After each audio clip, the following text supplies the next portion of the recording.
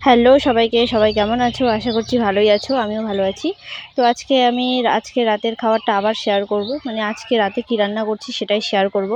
তো চলো, খুব কম সময়ের মধ্যে আমি দুটো রান্না তোমাদেরকে দেখাবো। আমি আজকে মানে দুটো বলতে আরও আছে, সেগুলো আর দেখাচ্ছি না। মেন যেগুলো টপিক, মানে মেন যেগুলো আমার ভালো লাগে সেগুলোই আমি দেখাচ্ছি। তো দেখো, এখানে একটা মাছ নেওয়া হয়েছিল। সেই মাছটার মধ্যে থেকে ডিম ডিম ছিল ভেতরে, ডিমটা পেলাম আমি। তো সেই ডিমটা আমি এখন ভাজবো। মাছটা আমি সকালে নিয়েছি, নিয়ে তারপরে ওটাকে ভালোভাবে ধুয়ে বেছে কেটে তারপর ধুয়ে ডিম বের করে সেটাকেও পরিষ্কার করে ধুয়ে আমি একদম রেডি করে রাখছি। তারপরে রাতের বেলা রান্না বসাচ্ছি। তো প্রথমে দেখো, আমি ডিমটার মধ্যে পেঁয়াজ কুচি, লঙ্কা কুচি, লবণ, হলুদ সব কিছু দিয়ে একটু ভালো করে মাখালাম। বেসন থাকলে যদিও ভালো হতো, কিন্তু বেসন আমার কাছে নেই। তো সেই জন্য আজকে আর কি পেঁয়াজ আর লঙ্কা দিয়ে ডিমটা ভাজবো। তো প্রথমে তো আমি সবগুলো একবারে ভালোভাবে চটকে চটকে মাখলাম। যেহেতু ডিমটা একটু মানে অনেকটাই এক জায়গায় ছিল, সেটাকে ভালোভাবে মাখাতে হবে, নয়তো ভালো মতো হবে না ভাজাটা। তো এখানে ডিমটা তারপরে আমি ভালোভাবে মেখে নিয়ে কড়াইটা গরম করে তেলটাও গরম করে তারপরে আমি ডিমটা এক এক করে দিব। আর সাইডে কোনো আওয়াজ থাকলে তোমরা ওটাকে মানে অ্যাভয়েড করো আর কি। যেহেতু রাস্তার সাইডে বাড়ি, রাস্তায় অনেক মানে গাড়ি ঘোড়ার আওয়াজ হয় সবসময়। তো তো প্রথমে দেখো, ডিমটা আমি ভালো করে এপিট ওপিট করে ভেজে নিলাম। তারপরে ওই কড়াইটার মধ্যে আর একটু তেল দিয়ে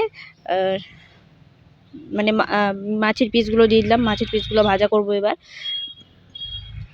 আর ব্যাপার হচ্ছে, ডিমটা একটু লাল লাল হয়ে গেছে, কেননা কড়াইটা বেশি গরম হয়ে গেছে, তার জন্য কড়াইটাও পুড়ে গেছে। তো যাক গিয়ে, কোনো ব্যাপার না, আমরাই খাবো। তারপরে দেখো, এখানে আমি মাছটা ভাজা বসিয়ে দিয়ে তরকারির জন্য সব কিছু রেডি করছি। এখানে আমি টমেটো আলু দিয়েই তরকারি করব। বেশিরভাগ আমি মাছ রান্না করলে টমেটো আলু দিয়েই করি, আর নয়তো বা ফুলকপি আমার ভালো লাগে। তো এখানে দেখো, আলুটা লম্বা লম্বা করে কাটা হয়ে গেছে। আলু, পেঁয়াজ, টমেটো এসব আমি ভালো করে কেটে নিচ্ছি। এগুলো কাটতে কাটতে এদিকে মাছ ভাজাটাও আমার হয়ে গেছে। দেখতেই পাচ্ছ, দেখো মাছটা একটু বেশি করা হয়ে গেল, কেননা ওই যে বললাম কড়াইটা একটু বেশি গরম হয়ে গেছে, যার জন্য মাছটাও একটু বেশি লাল হয়ে গেল, ডিমটাও বেশি লাল হয়ে গেল, কড়াইটাও আমার লাল হয়ে গেল। তো কোনো ব্যাপার না, যেহেতু কড়াইটাতে আবার পাঁপড় ভাজা হয়েছিল, সেই কারণে আরও একটু পুড়ে গেল। তো যাক গিয়ে, বাদ দাও। তারপরে মাছটা আমি ভালোভাবে ভাজা করে নিয়ে মাছটা তুলে নিলাম। এত কিছু দেখাইনি, ভিডিও অনেক বড় হয়ে যাবে। মাছটা তুলে নিয়ে আমি দিয়ে দিলাম পেঁয়াজ কুচি। আর পেঁয়াজ কুচিটা একটু ভাজা ভাজা করে হালকা একটু নরম করে দিয়ে দিলাম আমি টমেটো কুচি। টমেটোটা দেওয়ার পর আমি একবারে আলুটাও দিয়ে দিলাম, কেননা শর্টকাটে রান্না করছি আজকে, সময় নেই আমার, প্রতিদিনই সময় কম থাকে। তো যাই হোক, শর্টকাটে এভাবেই করি আমি। তারপর আমি এদিকে আলুটাও একটু ভাজা ভাজা করে নিচ্ছি। একটু মানে আলুটা দেওয়ার পর একটু হালকা নরম থাকে, মানে একটু জল জল টাইপের ভাব থাকে। তো সেটা শুকাবে, তারপরে ভাজা হবে। যতক্ষণে ভাজা হবে ততক্ষণে আমি ওইদিকে মশলাটা রেডি করি, মানে মশলার মিক্সিতে আর কি পেস্ট করতে হবে। তো মশলাটাই আমি রেডি করছি। তো দেখো, এখানে ভাজা আমার একদম অনেকটাই কমপ্লিট। টমেটোটাও ভালো মতো গলে গেছে, পেঁয়াজটাও গলে গেছে। তারপরে আমি দিয়ে দিলাম মশলা রোজকার মতো আদা, জিরা, লঙ্কা, ব্যাস এইটুকুই। তারপরে আমি মিক্সির ওই বাটির জলটাও ধুয়ে দিলাম, ধুয়ে দিয়ে এবার এটাকে একটু কষাতে দিব। মানে যেহেতু জলটা দিলাম, তো একটু ফুটতে সময় লাগবে, ততক্ষণ একটু কষা হোক। ততক্ষণে আমি কয়েকটি কথা বলি তোমাদেরকে। তো আমার এই রান্নার ভিডিওগুলো যদি তোমাদের ভালো লাগে, অবশ্যই কিন্তু চ্যানেলটা সাবস্ক্রাইব করো। আর রান্নাগুলো কেমন হচ্ছে অবশ্যই কমেন্টে জানাবে।